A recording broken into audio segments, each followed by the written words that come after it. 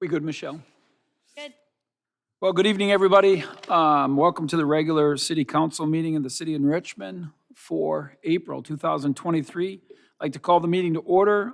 Michelle, will you please take the roll? Mayor Zakowski. Alderman Kittle. Here. Alderman Breeze. Here. Alderman Weinmeier. Here. Alderman Montello. Here. Alderman Volkert. Here. Alderperson Kraft. Here.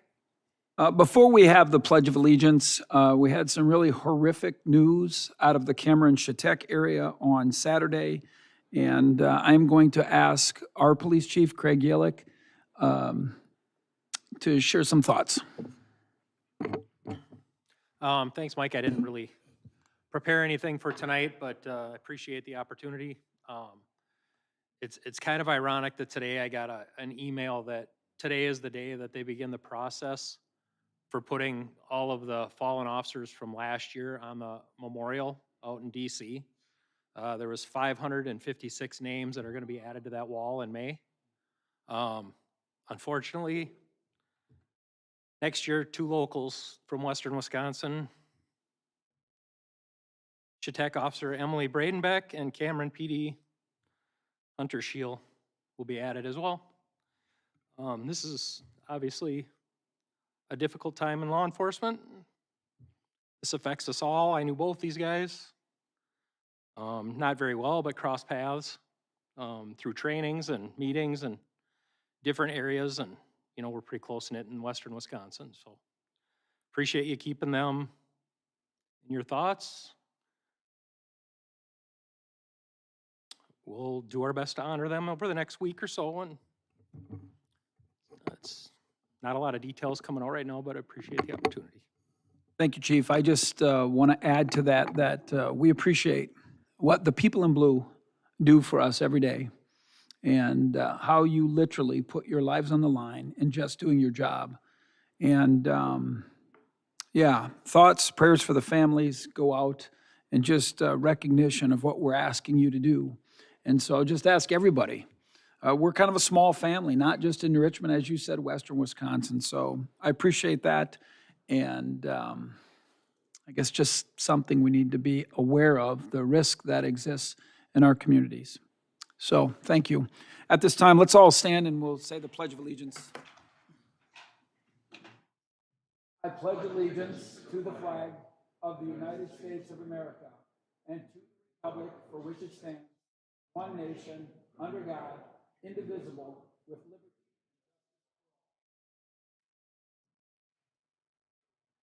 Now, before we talk about the adoption of the agenda, there is an adage that goes, charity begins at home. Well, some of us believe that public safety begins at home. And so with that in mind, Mr. Volkert, several members of the council have thought it appropriate to equip you with the necessary tools for your own public safety. Do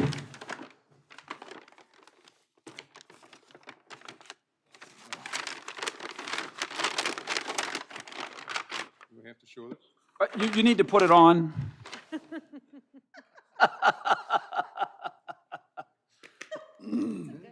I feel safer right now. Thank you. I feel safer too. Ron, I had nothing to do with it, believe me. Thank you. All right. Motion to approve the agenda. We have a motion to approve the agenda. Is there a second? Motion been made and seconded. All in favor signify by saying aye. Aye. Aye. Motion carries.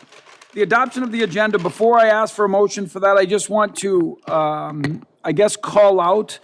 And Pete Vries, you did this a meeting or so ago, and just acknowledging that in there we have a couple of contributions for their NRPD Canine Fund. I want to acknowledge those. Mike, And excuse me, Mike, are we going to do the public comments prior to that? we're not there yet. We got to adopt the agenda, but before we adopt the, Oh, before we adopt the agenda, I just wanted to identify, and then Fire Prevention Month donations. We've had a number of those come in, and we really want to give those folks and organizations their due for supporting our public safety institution. So with that, I'll ask for a motion to adopt the agenda. So move. We have a motion to adopt. Is there a second? I'll second. Motion's been made and seconded. All in favor signify by saying aye. Aye. Aye, motion carries. All right, I don't believe, we don't have anybody registered for public comments tonight, so we are going to move on. I'll make a motion to approve the consent agenda. Okay, motion made to approve the consent agenda. Is there a second? Second it. Motion's been made and seconded to approve the consent agenda. Sorry, do we need roll or? Okay, all in favor signify by saying aye. Aye. Motion carries. And that's my bad, Pete. I actually meant to do that before the consent agenda, so my bad there. All right, continuing business, the employee handbook updates. Good evening, Mayor and Council. Included in the packet this evening are the last updates for the employee handbook. They were provided and discussed at the work session last month. They again have been already through legal review. Having only received positive feedback and support in regards to the updates, tonight staff is recommending approval of this final version of the handbook. All right, so information we've all gone over. Is there a motion regarding the employee handbook updates? I'll make a motion to approve. Is there a second? I'll second it. Motion's been made and seconded. Any further discussion? Hearing none, please call the roll. Alderman Kittle? Yes. Alderman Vries? Yes. Alderman Weinmeier? Yes. Alderman Montello? Yes, Alderman Volkert? Yes. Alderperson Kraft? Yes. motion passes. 7.2, continuing education incentive fire department. Noah. Good evening, Mayor and City Council. Including your packet this evening is the same policy that was presented at the last work session meeting. This continuing education incentive has been discussed by the Fire Board and the Public Safety Committee, and no changes been made to the policy. I'm really just looking to try to encourage our firefighters to pursue continuing education. We've identified 4 courses that we feel bring value to the department. And again, this would be on a trial basis in 2023, so we'd reevaluate and see if we want to continue to do this going forward. So the recommendation from staff would be to approve the policy as presented. All right, you all have heard our city administrator. Is there a motion to approve the continuing education incentive for the fire department? I make that motion. Is there a second? I'll second it. Any further discussion? Yeah, is this in line with all other departments? Water department, continuing education, police continuing education, is it the same in every department now? So this is really trying to bring, I'd say, the fire department closer to where other departments are. Okay, A little different in that this isn't their full-time occupation. yeah, So currently, all of their continuing education, they're taking on their own time. So this is really for the first time offering some type of incentive where our full-time employees, we're sending them to a training or a conference as part of their full-time job. So Okay. a little different, but really trying to recognize them for the time and their commitment to the community. no, I think it's a great idea. I just wanted to make sure that we're all doing the same with all the employees, so it makes sense. Any other questions? Please call the roll. Alderman Vries? Yes. Alderman Weinmeier? Yes. Alderman Montello? Yes, Alderman Volkert? Yes. Alderperson Kraft? Yes. Alderman Kittle? Yes, motion passes. 7.3, automatic aid agreements, fire services. Noah. So this item has also been discussed at our last work session meeting, as well as by the Fire Board and the Public Safety Committee. Included in the agenda packet are actually 3 separate agreements, although they're identical with the exception of the name of the township. So there's 3 agreements, one for the town of Erin Prairie, one for the town of Stanton, and one for the town of Silen. Each of their respective boards would also have to adopt this at their regular April or May meetings. But the agreement has been reviewed by legal counsel. It's been reviewed by the town chairperson for each of those townships, and they're in support of it. Just want to recognize Chief Bell and Chief Crows from the Deer Park Fire Department for really helping guide this. And I think good example of intergovernmental cooperation with the city and townships, and at the end of the day, trying to help, especially some of our rural residents located between, New Richmond, Deer Park, where they may not be particularly close to one of the fire stations. So really, automatic aid is designed to try to bring resources there in a timely manner, and we hope to pursue some of these agreements with some of our other neighbors in the coming months. So this is as it had been presented at the work session. Yes, there's no changes to the agreement. It has been reviewed by legal. The map itself will be included as an exhibit. The map itself could change based on feedback from dispatch, but that won't change the actual agreement itself. All right. Mr. President, are you looking for a motion separately for each one of these, or? No, I think we can do them all at once. It could be, yep. I'll make a motion to approve the automatic aid agreements with Deer Park Fire and the townships of Stanton, Silen, and Aaron Prairie. All right, we have a motion. Is there a second? I'll second it.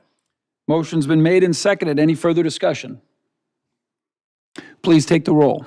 Alderman Weinmeier, Yes. Alderman Montello. Yes. Alderman Volkert, Yes. Alderperson Kraft. Yes. Alderman Kittle, Yes. Alderman Breeze. Yes. Motion passes. New business, Resolution 04-2304, providing for the issuance, sale, and delivery of $4,525,000 general obligation promissory note, et cetera, et cetera.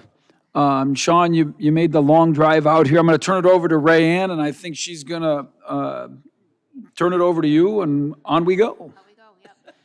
Good evening. Over the last couple of months, we've been discussing the financing component for the electric substation upgrades that are happening at Highview and Knoll substation. During the March work session, Sean was here as well. We went over those financing options, working through what a bond issuance would look like versus a direct issuance through a promissory note.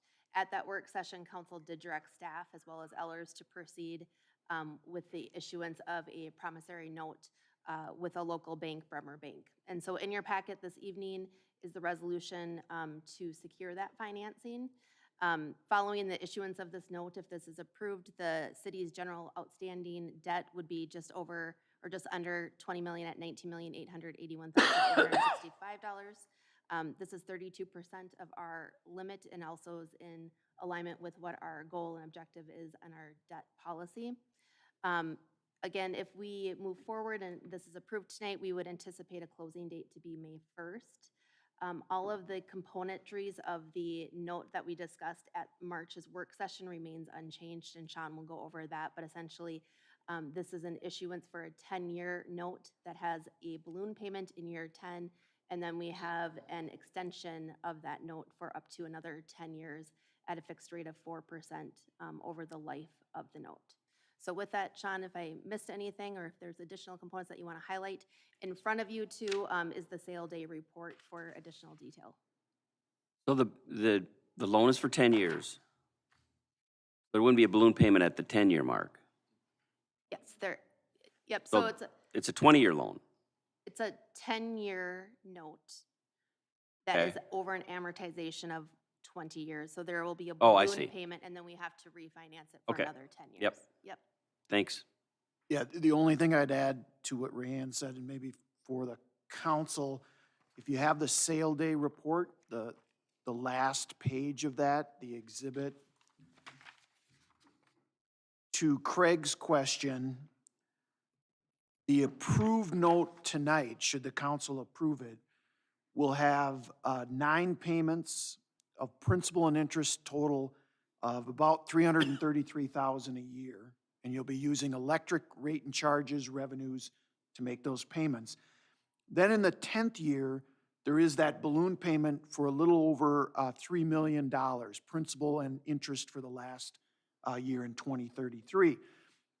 What the agreement with Bremer Banks says, though, and why I think this is really good to just emphasize it again, is as of today, if the council approves the resolution today and it includes a loan agreement with Bremer, they are committing, regardless of what interest rates are in that 10th year, to extending it for another 10 years to fully pay it off over a 20-year total period of time.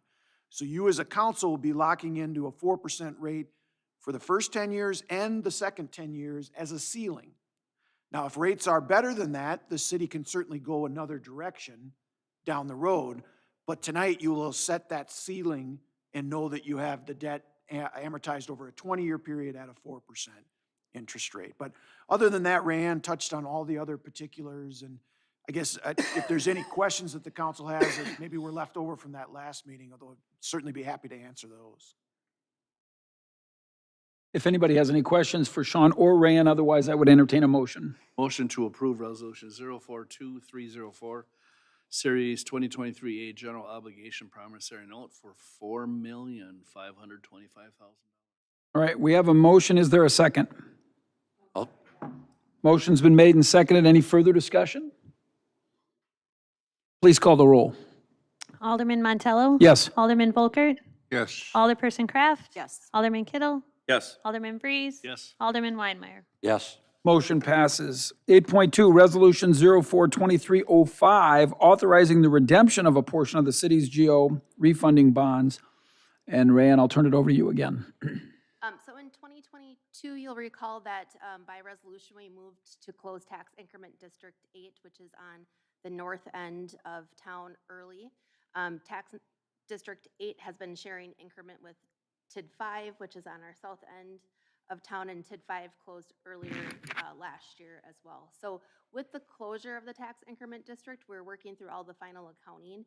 That TID is in a position to pay that debt off early that was attributable to the revenues that were coming in, or the increment that came in from TID 8.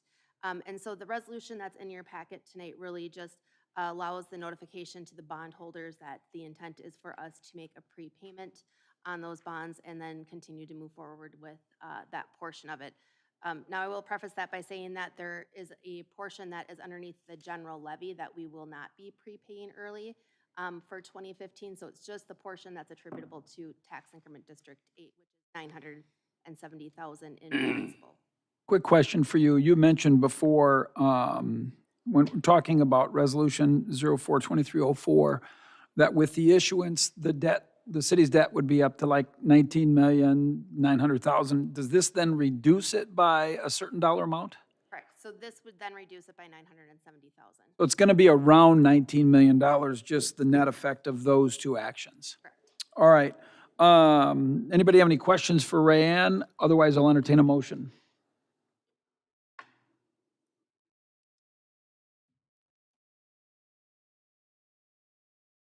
I'll make a motion to approve. We have a motion to approve. Is there a second? I'll second. We have a motion and a second. Any further discussion?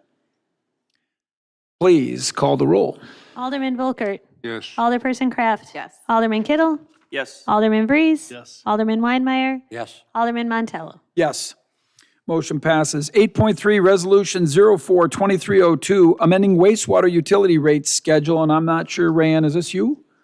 All right, Rayanne, you're on The final again. show tonight, I guess. So over the last couple of sessions as well, we've been talking about the biosolids facility upgrade in Ellsworth, and what kind of does tie into that is our sewer rates. So in 2018, the sewer and water utility rates were evaluated with Trilogy Consulting. At that point in time, we kind of developed a roadmap over the course of next several years to ensure that our rates continue to be in alignment with our O&M expenses as well as our future capital projects as well. So as part of that study in 2018, we anticipated a 3% annual increase on the sewer rates. With that, we did conduct an updated mini study in 2022 that shifted slightly from a 3% to a 4% increase year over year. So that's what is contained in your packet tonight, would be a 4% increase.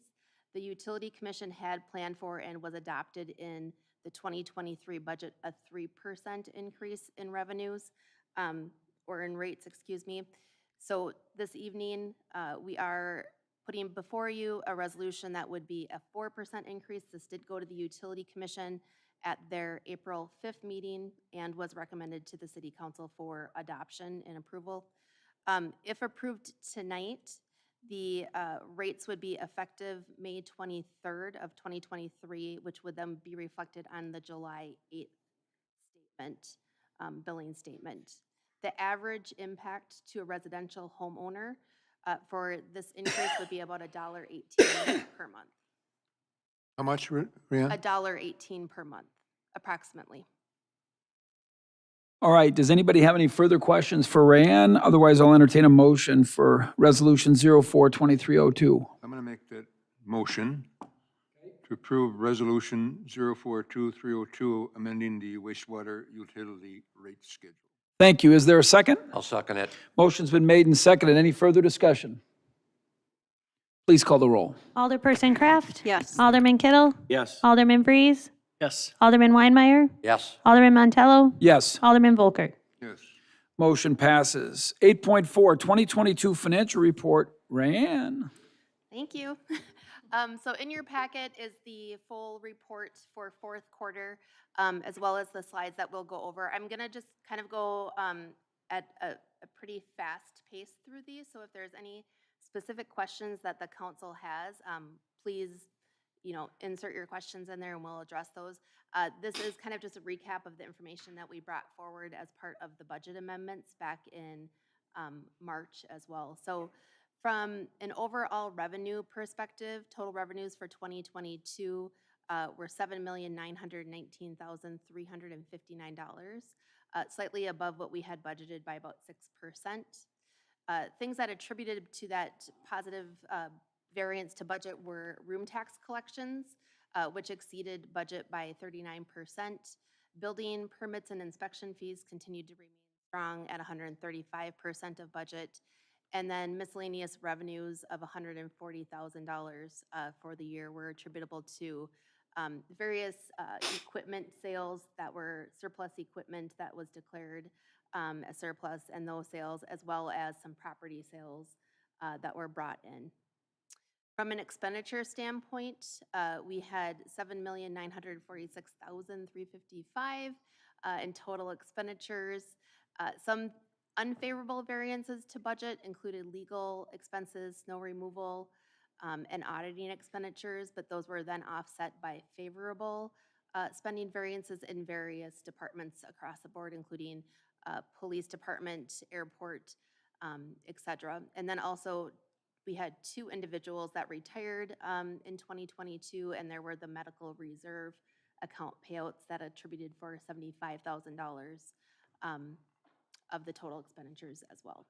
So with that medical reserve account payout and where we were at in a budgeted perspective, we did not need to use our reserves to cover that medical reserve account payout either in 2022. So that was a good thing that we didn't have to touch those funds, and those can continue to roll following years. Rayanne, to that point, we had budgeted, I don't remember, X number of dollars to put into that reserve account. So whatever that number was, did we offset it by that amount? Or did we do that in addition to those payouts? So we were, essentially those funds that we budgeted, and I believe that they were about $55,000 this year, or in 2022. So we still had to cover that $20,000 of the 75. So of the 55 that we budgeted. Went towards that. Correct. Thank you. Yep. If we want to go to the next couple of slides, it really just walks us through, again, at more of a categorization level of revenue where those variances are. Again, I kind of touched on some of those, so if there are specific questions on the revenues, I can field those. Otherwise, on the expenditure side, again, some unfavorable variances to budget mainly occurred again in general government associated with legal expenses. But then as you kind of look through the balance of variances, pretty much in every department except for some that had kind of those notable or unseasonably amounts of snow this year that we had to plow, such as streets, everybody had a favorable variance, helped offset the budget as a whole. All right, does anybody have any specific questions for Rayanne? Otherwise, I'll entertain a motion. We are looking for a motion to approve. You don't have to approve, it's more just for an information. Okay, does anybody have any questions for Rayanne? Oh, go ahead, Tom.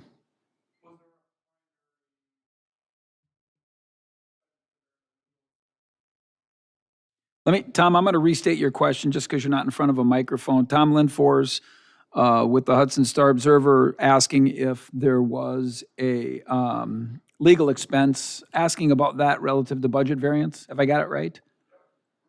Yeah, it was principally matters related to the Police and Fire Commission. Okay, does that answer your question? Great.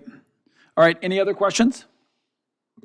All right, thank you. Then we're going to move on. Thank you, Rayanne. 8.5, purchase request, water meters. There's a couple more.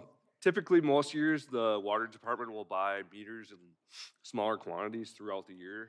In the last 2 years with the supply chain issues that we've had, we've gotten into some issues where we thought we were gonna run out of meters during the year. So we were actually, in some cases, planning on how we were gonna serve those new constructed houses without a meter. So to get ahead of that this year, we'd like to make a large purchase of meters. They will use them up during the year, but we'd just like to make this purchase ahead of time to get out in front of that issue. This did go before Utility Commission already, and it was their approval to move forward with the purchase of the 300 meters. And just quick question for you. So looking to buy 300 new meters, over the last several years, what would kind of a normal year's usage be? Or, what are you normally ordering? I think it was around that, but typically they'd order them 30 to 40 at a time. And so this year they're looking at Got it. a large amount, yeah. Got it. So this would go towards new construction and replacing some of the old brass meters within the system. Yep. And so the Utility Commission has already approved this? Yes. All right, so does anybody have any questions for Eric? Otherwise, I'll entertain a motion to approve the request to purchase those water meters. Eric, we only had one bid for this? Yeah, so we only use one type of meter. It's not usually, most systems, you don't want to mix and match different types of meters. Okay, And then that one type is only, there's suppliers have certain service areas, and so they usually don't overlap their service areas. So we have one supplier of this meter that we use. okay. Any other questions? Make a motion to approve the purchase of 300 meters. Okay, we have a motion. Is there a second? I'll second it. Motion's been made and seconded. Any further discussion? Please take the roll.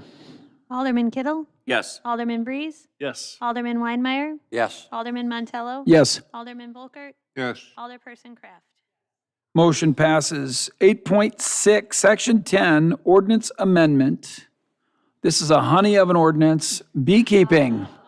Michelle, I understand you're the, For you're in the bee here. You betcha. Good evening, Mayor and Council. Before you is a ordinance amendment to our animal ordinance that would allow for urban honey beekeeping in the city of New Richmond. To be clear, we have had no requests. We don't know of any honey beekeeping in the city, but we would like to be proactive. It is becoming more popular. If you've had a chance to look through the ordinance, I'm available to answer any questions. It's fairly extensive what a homeowner would need to do to have honeybees in their yard, and that is meant to protect public safety. Along with this ordinance, it was reviewed by Plan Commission, and they recommended moving it forward along with a $50 annual fee for the license, because it does include the building inspector checking where the hive is, and then review by staff as well. We did talk to neighboring communities that have this in place. There hasn't been a huge response. Hudson has had it in place since 2018 and currently has one in the city limits. All right, does anybody have any other questions for Michelle? Or other staff for that matter? I'll entertain a motion. I'd make the motion to approve ordinance, the ordinance amendment to Section 10. Okay, is there a second? I'll second it. Motion's been made and seconded. Any further discussion? Please take the roll. Alderman Vreese? Yes. Alderman Weinmeier? Yes. Alderman Montello? Yes. Alderman Volkert? Yes. Alderperson Kraft? Yes. Alderman Kittle? Yes. Motion passes. 8.7, Ordinance 595, repeal and replacement of the Willowind PUD. Noah?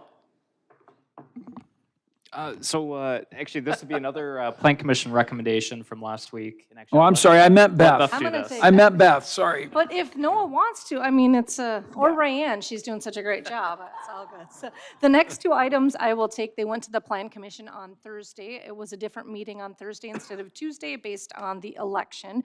Both items were moved forward from the Plan Commission to the City Council. The first one is the repeal and replacement of the Willowind PUD. So Willowind is a development that's across from the Deerfield. So it's off of 8th Street and A. It's an older area out there that has one section of it that has not been developed yet. And when we're going through this process, looking at Willowind, what we wanted to do is look for and locate the PUD, which we did not do. So really, with a PUD, it's a planned unit development. And back in the day, it was not required for those types of documents to be recorded.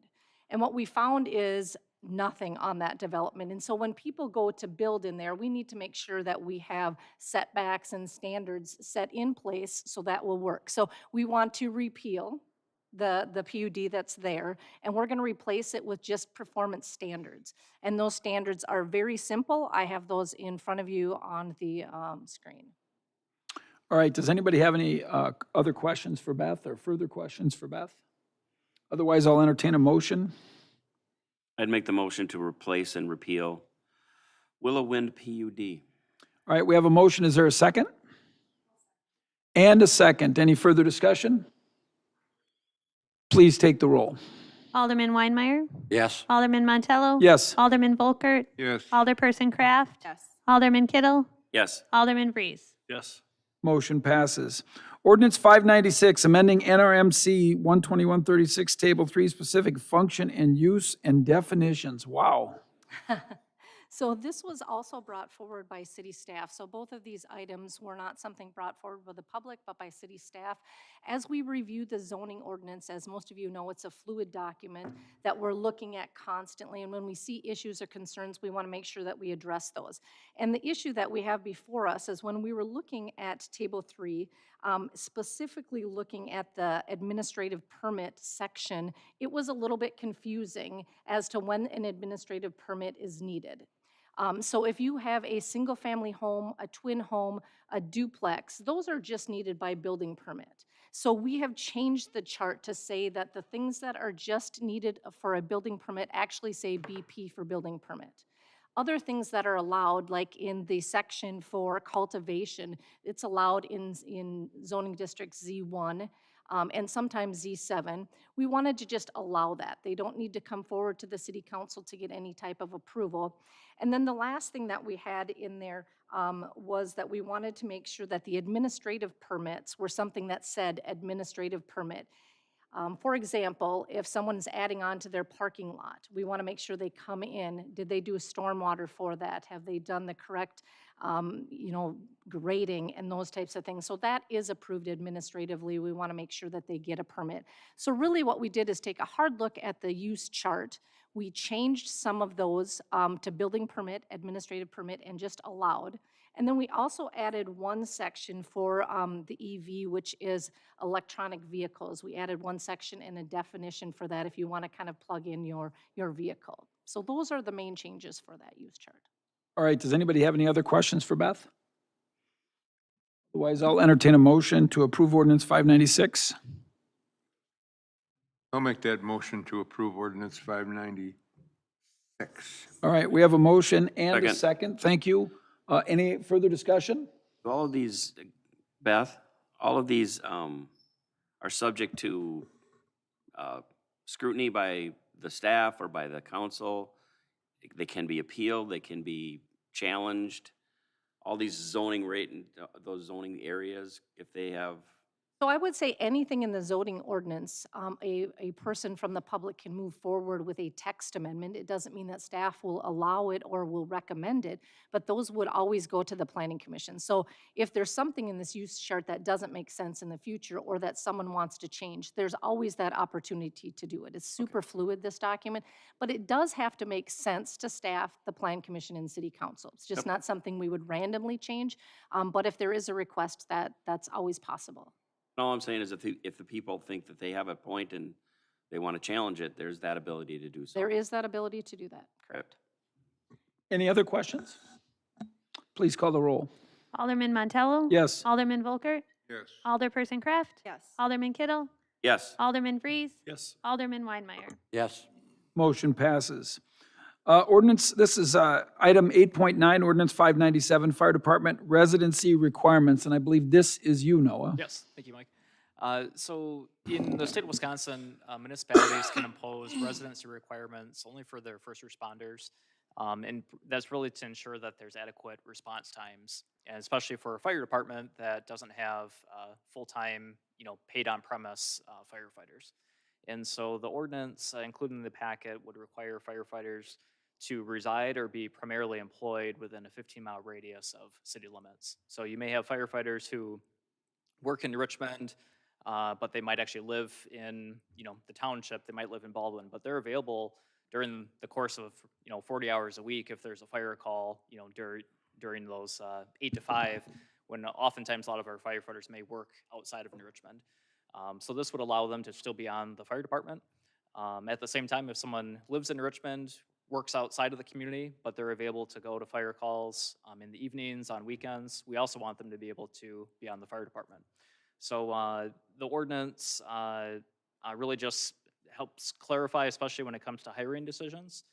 We want to know that when we recruit new firefighters that they live or work in the immediate area. So the recommendation from staff would be to formally approve Ordinance 597 as presented. If the council chose to do that, I would also encourage you to suspend the rules.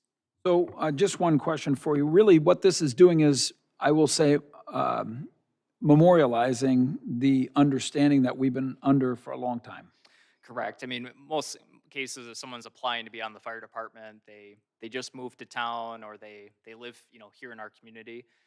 But in the event that we got an application from someone who doesn't live in the area, you can't just say, well, how far away do you, oh, you live 30 miles away? Well, where do you kind of draw the line to say, you have to live or work, close enough to be able to get to the station in a timely manner. So the 15 miles comes from state statute.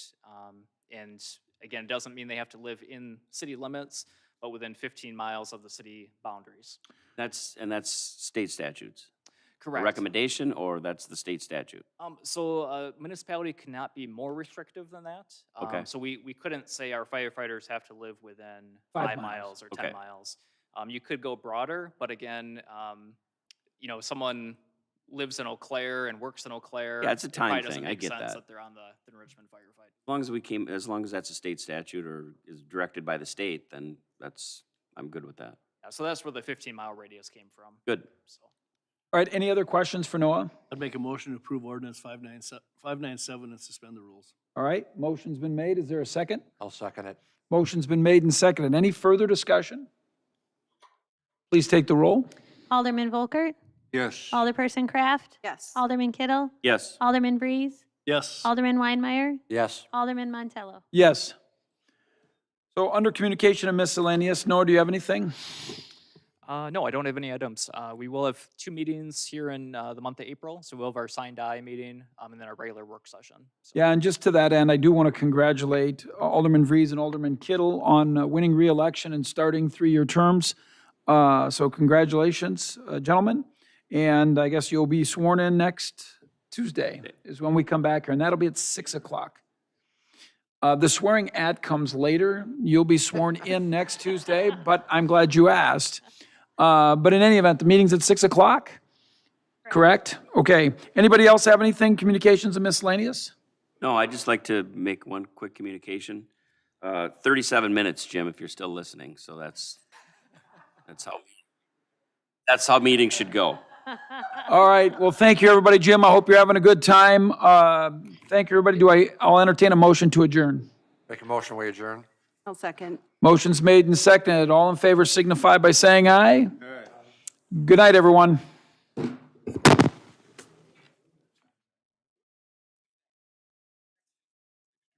Next Tuesday, 6 o'clock. 6.